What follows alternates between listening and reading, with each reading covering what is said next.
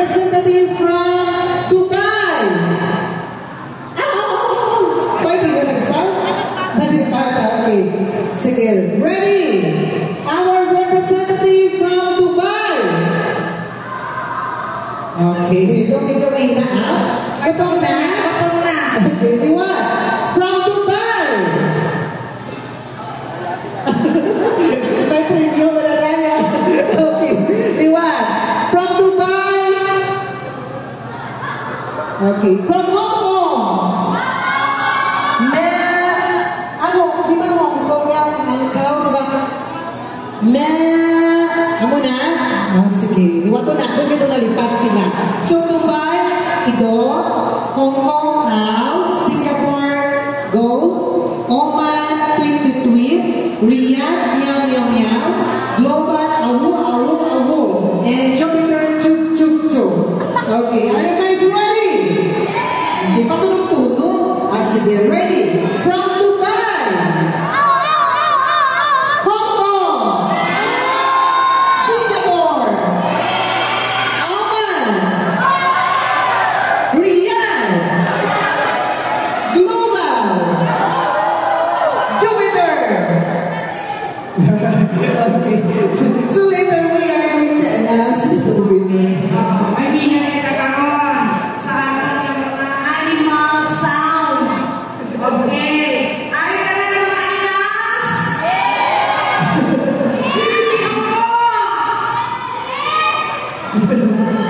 Singapore! Asok ka na ng Singapore naman. Meow. Oman. Riyadh. Okay. Global.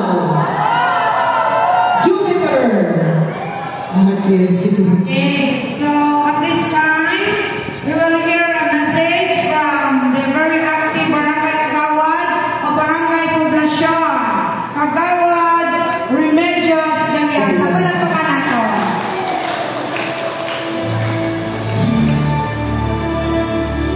Thank you very much sa atong wapa na kumali ko si Dr. Glenda Carderocan sa akong kasin si Sir Ronald. Sa atong gwapupon, generous, intelligent, atong Vice Mayor, Honorable Romel Somo.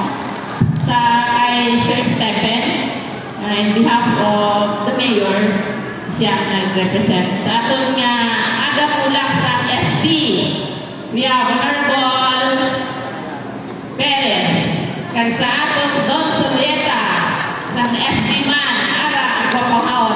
Papahon natin yung SP, si SP Regina Covila. Kag sa akong pakaisa, subong president, kag ang former president sa inyong asosasyon, si Cas Rex Semeno, kag si Cas Sosimo, nga pagtawgo namon si Cas Unyo. So, nagpasalamat din ako sa inyong invite sa akong dili subok. It is my first time galing na nag-attend sa okasyon. Kaya hindi kinakita pag hindi sa akon ni pakaisa, pagkabali sa akon yung message. Ang bago kasi, hindi kinakita pa hindi sa imo, kaya mo talagang papalangga.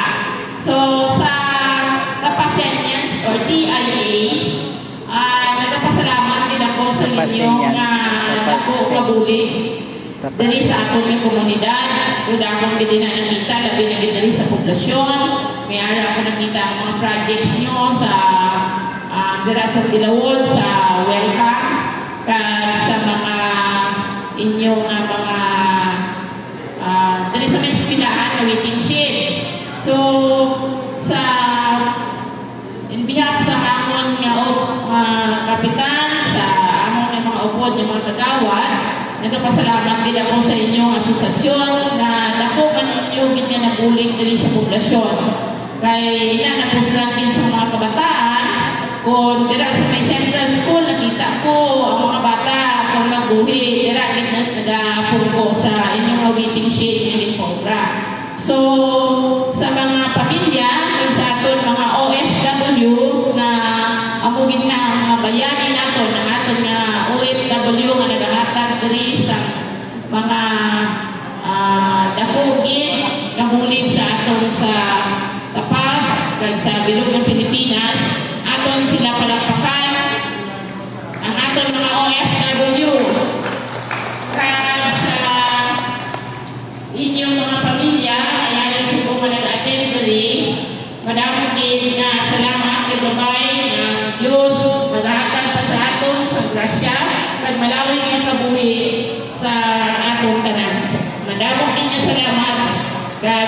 kayo sa inyong tanan. Thank you very much, Kagawad Mermedes Caliaso, for your words of inspiration. Namin ang resto. Aside from the concrete donations and projects of our TIA officers and members, they also At mga school supplies na kakasanin niya sa mga eskwelahan. Kaya I know that, kay sa nakiligan daw nakahatag sila sa initan, no? Sa, ano nga, ng Himino Elementary School. for our community. Yes, ako kami ng balagi na ni Vice, na partner din sila, no? Sa atong government. Naghahatag sila sa nila support para sa mga kabataan. Alright? So to give us another message from one of our former OFW, ika nga ang bali ng higit, our Kagawad Mermedes Caliaso, ang aga mula. Palapakan ba natin? Everyone. Our beloved is remember Marlon Perez to give this message. Yes, the pride of Barangay Taf, pinapabutangin naman, ang amon as the member, Honorable Marlon Perez. Very supportive din siya. Ginhatag ang iya sound system dito sa amon nga barangay, Wow. sa Civic Center. So kung mag-graduation kami sa May 31, libre na ang amon sound. Thank you, KDSP. Thank you very much, S.B. Marlon. Yes, yes, yes. Good morning, each and everyone. Thank you, Ma'am Glenda, Ma'am Ronald. Ang ginagawa ko ni Ma'am Glenda kanina, because health is well. That is why na nagasumba kami every Saturday. No? Kaya kami para makakuha sa atin yung mga stress, no? Okay, isa, no? So, anyway, I would like to thank ang mga the board members, ang ating may mga officers ng TIA, no? Mga pinapangunahan sa ating may presidente, si Sir Jesusimo Jimeno, no? Ari sila. I hope na kumpleto sila. Ang ating former TIA president man, si Rex, si Sir Rex Jimeno, ari man rin ang iauton. At the same time, for all the officers, at the same time, ang mga guests nga, Ridley Subong, ang representante sa ating mayor, si Sir Faildin, ang ating mabuot, sinig nila mabakas ka gano'n, pero kung hindi siya sa akin, sa tutulog lang. Si Honorable Vice Mayor Romel Somo, ang ako maabot sa konseho, hindi siya OFW, pero ang husband niya, sili ko galing saya, sili niya kanina, hindi siya OFW, sili ko ang batasan mo OFW. Tama guys? Nga, kaya mga OFW with golden heart and soft heart. Right? Kita ang mga OFW, mahilig maghatag. That is why si SB Regina Pangkobila. Palapakan natin. At the same time, ang aking kaparinti, Caliasa ako, si Kagawad, sinang titit, ako panawagalin sa muna ever since alam pa siya sa PNP, no? So, for each and everyone, mayong aga sa inyong mga tanan. Mayong aga sa tanan ng mga chapters, no?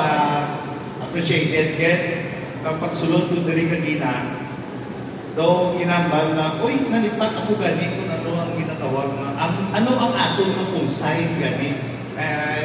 Isa man ako ka OFW kung sagwa kita. Ano gani na? Biskan hindi natin kilala, pero nagasapat siya kung aton yung bugnomon. Ano gani? Kabayan. No? Meaning to siya sa kabayan, biskan ni Pales gani siya kung isa, kabayan. O isa kasabat, amot ng balon, hindi siya Pilipino. Right? That is the isa ka code sign nato yung OFW. Kapag sa diin magambal gani kita nga inang kabayan, ay kabayan, saan ka? Ay, taga-Luzon ako, taga-Ilonggo. Ilonggo, kagit-galit ako. Ano ba lang? Sino ang mga nagdiri ang mga OFW, aside from the family? Raise your hand, please. So, tugamay aton ng mga tindis sa aton nga, no? So, ang family, ito magto-family days mo. Ang familia sa mga OFW. Raise your hand. So tamo, no? So meaning to say, ang inyong mga parents, ang inyong mga utod, they are on board or sila sa iba nga nasyon, subong nagaservisyo para sa aton, no? So it was, let me think, about 5 years ago, no? Nag-retire ako bilang isang OFW, no? I was rendering my service as a seafarer, no? Kung sino ay kakilala sa akin. Almost 19 years ako, no? Nga nagservisyo man abroad, no? Nga nagapangita man sa greener pasture nga ginatawag nato, no? Kaya siyempre mga Pilipino, no? Amo na ang aton nga kapital sa aton nga kalibutan, ang aton nga nasyon, ang aton nga manpower, no? Kay kilala ang Pilipino nga mabakas, mapainubuson, ka dedikado sa